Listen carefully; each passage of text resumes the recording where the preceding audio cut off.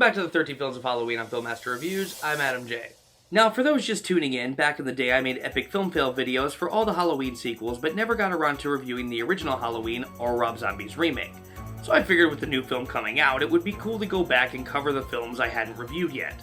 I reviewed the original John Carpenter film last week. You can check that out on my channel, along with reviews for The Nun, Venom, and The Cloverfield Paradox. Here we are. We're finally here, guys. The Rob Zombie remake of Halloween. Rob Zombie took a different approach to Halloween, to say the least. He reimagined it as a hardcore exploitation horror film. Whereas the original film was all about subtlety and slow-burning tension, this film took a more brutal, in-your-face approach to the classic story. The film takes elements of the original film and updates them. Some for the best, some for the worst, but we'll get to all that in a minute. This is still the story of Michael Myers, who kills his sister when he's just a child. He grows up in an asylum under the care of Dr. Sam Loomis, eventually becomes mute, and after 15 years escapes and goes on a rampage in Haddonfield in search of his sister Laurie. Now first I'm going to outline my positives with the film and then go into my negatives. I think there's plenty of both, so let's just get into this. One thing different that Rob Zombie did was reveal that Laurie is Michael's sister right off the bat. I've always maintained that it was a really dumb soap opera twist when the original Halloween 2 did it. I went on a huge tirade about this in my Halloween 2 review. It was a twist that just came out of left field, as it was never even alluded to in the original. I mean, John Carpenter's even admitted as much, blaming this twist on a case of writer's block and too much beer. When the writer of the twist doesn't like his own twist, it's probably a bad twist.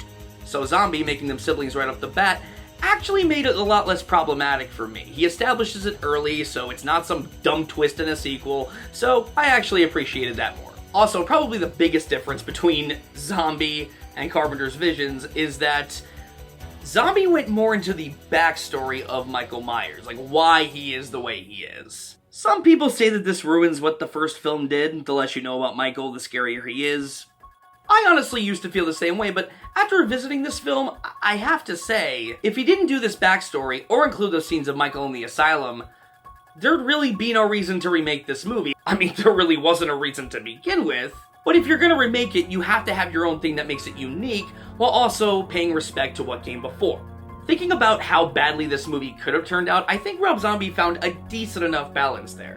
Rob Zombie in the second half of this movie creates mostly what Carpenter did, but with a much more visceral tone. Fun fact, when Zombie approached Carpenter to tell him that he was remaking the movie, do you know what Carpenter told him? Nothing could be further from the truth. I said, make it your own movie, man. You know, this is yours now. Don't worry about me. Well, guess what? Zombie pretty much does that across the board. He makes his version of it. Zombie makes exploitation cinema, so obviously, he was gonna do the same thing with Halloween. It may not feel like the subtle masterpiece we know and love, but it wasn't trying to be. It was trying to tell the classic story with a harsher tone and a grittier outlook. It's not meant to be a carbon copy of Carpenter's vision, and if it had been, we would have gotten something akin to the fucking Psycho remake. Do you remember that? Do you remember that happening? That happened. We allowed that to happen. Never again. Yeah, I didn't want that with Halloween, and thankfully I didn't get that. As for the actors in this movie, I felt a lot of them did okay. Malcolm McDowell was a truly inspired choice to play Dr. Sam Loomis. He was perfect in this movie. He may not be Donald Pleasence, but for the record, he's not trying to be, and let's be fair and call the kettle black here, guys. No one is topping that performance. I don't care how amazing you are as an actor. No one is going to top Donald Pleasence as Dr. Loomis. It's just not happening. McDowell brings his own style to Loomis, and his performance never came off as a cheap imitation, at least to me. There's more of a sense of urgency and dread in McDowell's voice that makes his performance stick out as something new. Also, in the scenes where Michael is a kid in the asylum, we actually get to see Loomis not only trying to get through to Michael, but in a few cases trying to comfort him when he's sad. These are things you wouldn't have seen from Michael or Loomis in the original series, and it gives this movie something new to work with. Scott Taylor Compton? Awesome Laurie Strode. She's got more of an attitude in this version, but again, it's an update, and more accurate to a teenage girl growing up in the 2000s. I think with all the girls, actually, they did a good job updating them. I said in my review for the original that the one thing that doesn't hold up anymore is the dialogue between the girls, because it's 70s dialogue. It's how people talked in the 70s, not how they talk today. Therefore, the dialogue is a bit dated. The same is more than likely going to be said for the dialogue in this film down the line. This movie came out in the 2000s. It's how teenage girls talk to each other in the 2000s. I was 2 years out of high school when this came out, so I can confirm that this dialogue between three teenage girls was damn accurate. And as a bonus, Danielle Harris returned to the Halloween franchise to play Annie in this remake. And Danielle Harris in anything makes me a happy Adam. No, we are not opening that door again. Now let's talk about the actors who play Michael. Dave Farsh plays Michael as a child in this film, and he's beyond creepy. You look at this kid and he just screams serial killer.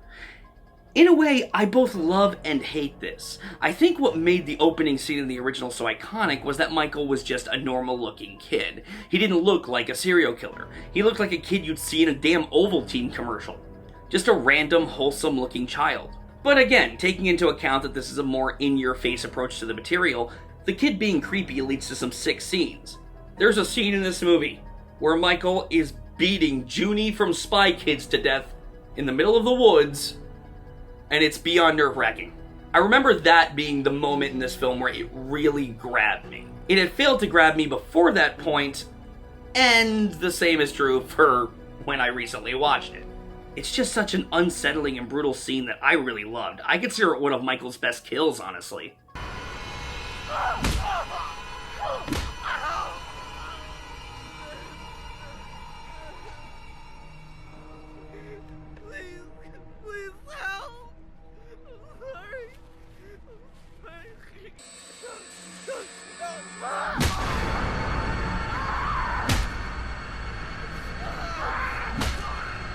Then there's Tyler Mane playing the adult Michael Myers. Again, both love and hate this. It works for the brutal approach Zombie was going for, having Michael be an unstoppable behemoth.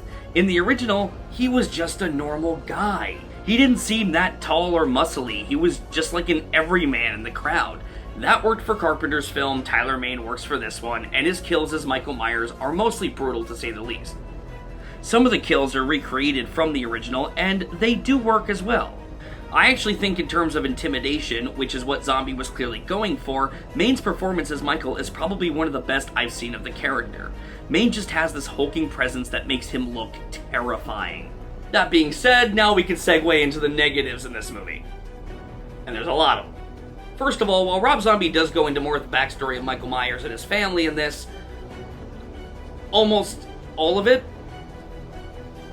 especially the stuff with his family, is very uninteresting. I would even go as far as to say that everything, with the exception of that one kill I mentioned, up until Michael ends up in the asylum, everything up until that point, with the exception of that one scene, is fucking unwatchable.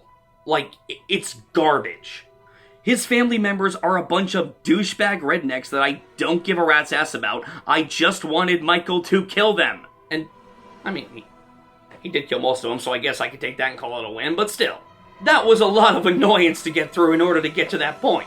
That leads me to my next complaint about this film. The damn dialogue between some of these characters is fucking terrible.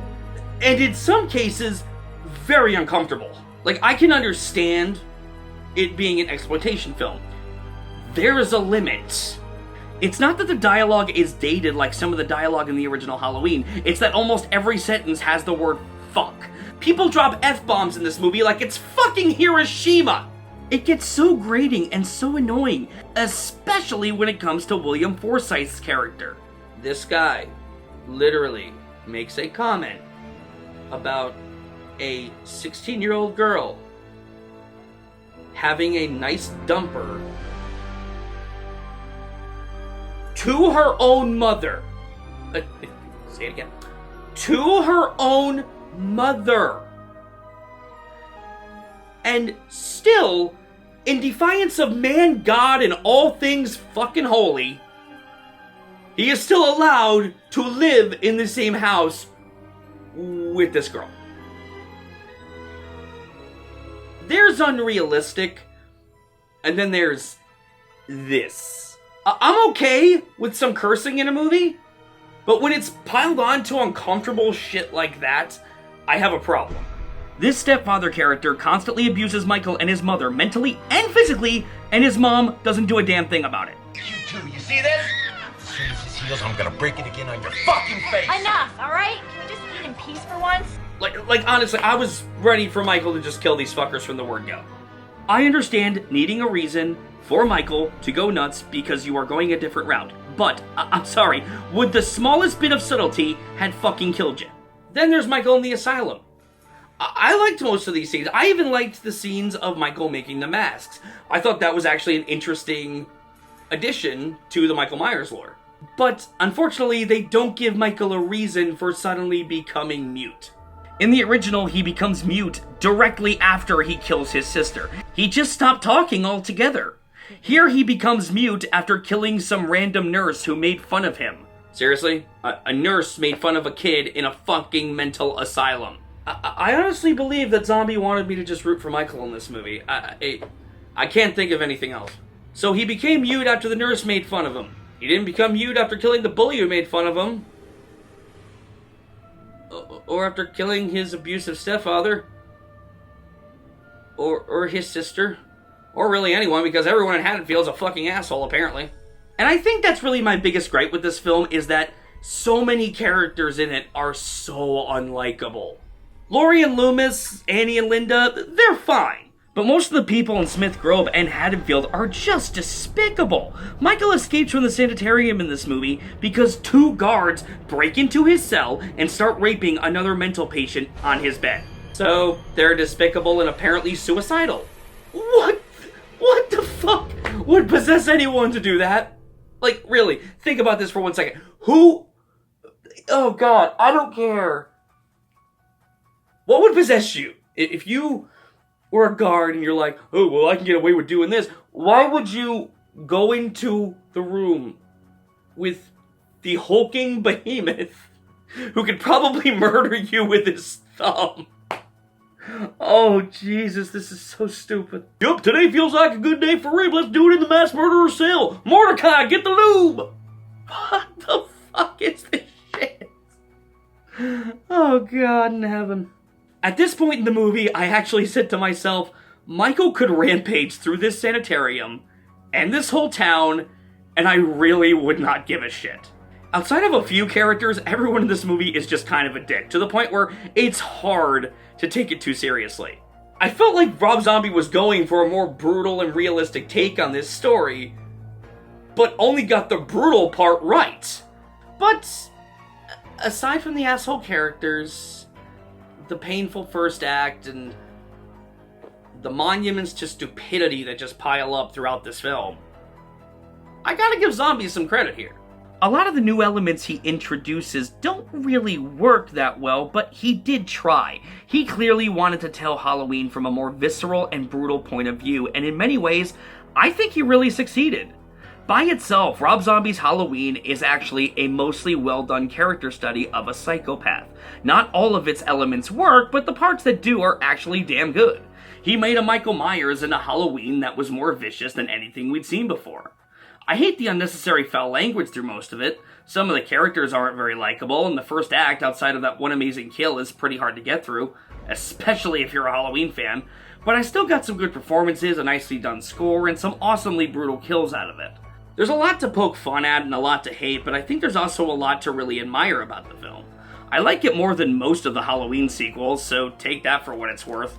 I don't think it's awful. I don't even think it's that bad. It's an entirely new take on Halloween that still took the time to try to honor the legacy that came before it. Recreating death scenes, casting Danielle Harris, the brother and sister connection, etc.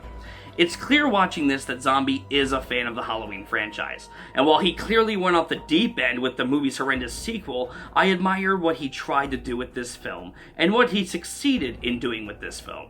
So my advice to you would be, give it a watch if you haven't seen it, and, you know what, try giving it another watch if you have seen it. I think there's definitely things to dislike about this film, but I also think there's a lot to really like about it too. As its own version of a classic story, it's perfectly fine for what it is, despite its faults, and I'm giving Rob Zombie's Halloween a C.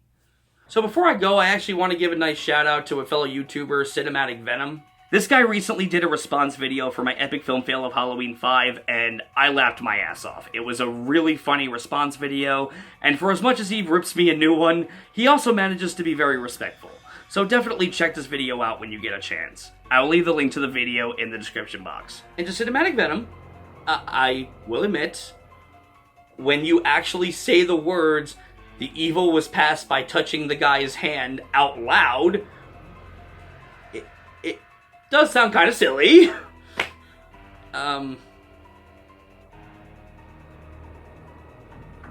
I had nothing after that. Lastly, I also wanted to remind you that Whatever You Do, the TV pilot that I worked on and co-starred in, will be premiering on Amazon on November 1st. It's a project that everyone involved spent so much time and effort on, and I can't wait for you all to see it. If I'm being honest, I haven't seen the final cut myself, so I look to be just as surprised as all of you, and I hope you all love it. Thank you for watching. Please subscribe if you'd like to see more, and please join me for the rest of the 13 films of Halloween right here on Filmmaster Reviews.